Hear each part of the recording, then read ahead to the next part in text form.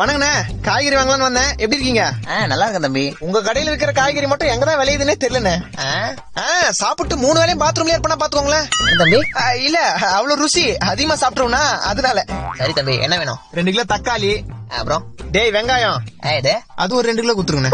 அப்புறம் என்ன வேணும்? கத்திரிக்காய் 1 கிலோ, உருளைக்கிழங்கு 1 கிலோ, அப்புறம் மனிதாபிமான ஈவரகம் இருந்தா கொஞ்சம் கொத்தமல்லி, கொஞ்சம் கருவேப்பிலை, கொஞ்சம் இஞ்சி.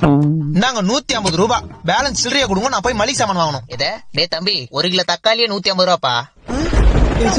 1 கிலோ தக்காளி 150 ரூபா. டேய், அந்த 150 ரூபாய்ல காசு நிச்சனா மறக்காம 1 கிலோ கல்லெண்ணெய் வாங்கிட்டு வா.